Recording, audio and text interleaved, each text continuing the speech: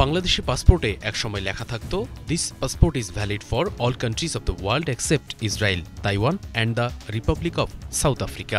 পরবর্তীতে তাইওয়ান ও সাউথ আফ্রিকাকে বাদ দেওয়া হয় এবং হাতে লেখা পাসপোর্ট, এমনকি মেশিন রিডেবল বা এমআরপি পাসপোর্টেও লেখা থাকত, this passport is valid for all countries of the world except Israel. অর্থাৎ এই পাসপোর্ট ইসরায়েল ব্যতীত পৃথিবীর সব দেশের জন্য বৈধ।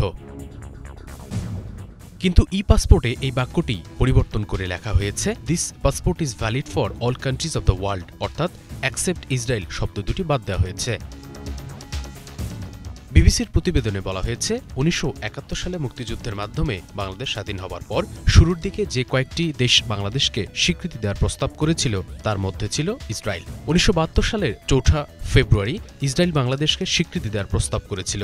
তখন স্বাধীন বাংলাদেশে শেখ মুজিবুর রহমানের নেতৃত্বাধীন সরকার লিখিতভাবে ইসরায়েলের স্বীকৃতি প্রত্যাখ্যান করেছিল। সেই অবস্থানের পিছনে মূল বিষয় ছিল ফিলিস্তিনিদের স্বাধীন রাষ্ট্র প্রতিষ্ঠার সংগ্রামে সদ্য স্বাধীন বাংলাদেশের সমর্থন। ৫০ বছর পরেও ইসরায়েল প্রশ্নে বাংলাদেশের সেই অবস্থানে কোনো পরিবর্তন আসেনি।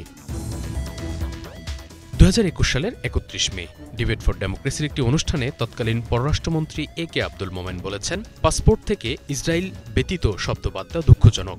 শুধু তাই নয়, তিনি দাবি করেন পররাষ্ট্রমন্ত্রী থাকাকালে স্বরাষ্ট্র মন্ত্রণালয় বা অন্য কেউ তার সঙ্গে কোনো আলোচনা না করেই পাসপোর্টে এমন পরিবর্তন আনা হয়েছে। আব্দুল মোমেন বলেন, পাসপোর্টকে আরও মানসম্পন্ন করা এবং খরচ কমানোর জন্য জার্মানির একটি প্রতিষ্ঠান এই কাজটি করেছে বলে তাকে জানানো হয়েছিল। তার এই বক্তব্যের পর একটি বিষয় পরিষ্কার, তাকে না জানিয়েই পাসপোর্টে পরিবর্তন আনা হয়েছে। অফিসিয়ালি পাসপোর্টের বিষয়টি দেখভাল করে স্বরাষ্ট্র মন্ত্রণালয়, কিন্তু যখন এখানে বৈদেশিক সম্পর্কের কোনো বিষয় থাকে স্বভাবতই সেটি পররাষ্ট্র মন্ত্রণালয়ের এখতিয়ারে চলে যায়। এখন প্রশ্ন, পররাষ্ট্রমন্ত্রীর অনুমোদন ছাড়া পাসপোর্টে এত বড় পরিবর্তন কিভাবে সম্ভব হলো? ২০২১ সালে ২৪ মে বিবিসির এক অন্য সাক্ষাৎকারে তিনি বলেছিলেন, বাংলাদেশের নতুন পাসপোর্টে ইসরায়েলের নাম বাদ দেওয়া হলেও দুটি দেশের মধ্যে কূটনৈতিক সম্পর্ক না থাকার কারণে বাংলাদেশিরা ইসরায়েলে যেতে পারবেন না। ইসরায়েলের সঙ্গে বাংলাদেশ কোনো ধরনের কূটনৈতিক সম্পর্ক প্রতিষ্ঠায় স্থাপন করছে না বলেও জানান তিনি। তার মানে পাসপোর্ট থেকে যে ইসরায়েল ব্যতীত শব্দটি বাদ দেওয়া হয়েছে সেটি পররাষ্ট্রমন্ত্রী হয়তো জানতেন।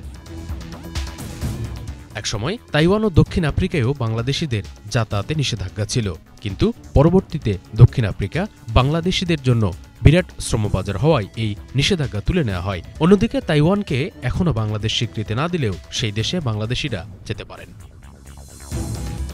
সুতরাং ইসরায়েলের সঙ্গে বাংলাদেশের সম্পর্ক চিরকাল একই অবস্থানে থাকবে সেটিও হয়তো নয়, কিন্তু ইসরায়েলের ব্যাপারে কোনো কূটনৈতিক সম্পর্ক স্থাপনের চেষ্টা হলে তার পরিণতি কি হতে পারে তার বাস্তবতা বাংলাদেশ দেখেছে গতকালের মার্চ ফর গাজা গণজমায়েতে। এই দিন কয়েক লাখ মানুষের সমাগমে কানায় কানায় পরিপূর্ণ হয় সোহরাওয়ার্দী উদ্যান সহ আশপাশের বিশাল এলাকা। গণজমায়েত থেকে নেতানিয়াহুর ফাঁসি, ফিলিস্তিনকে স্বাধীন রাষ্ট্র ঘোষণা, ইসরায়েলি পণ্য বর্জন, বিভিন্ন দাবি তোলে বাংলাদেশের আপামর মানুষ। শুভ ইসলাম, বাংলা ভিশন, ঢাকা।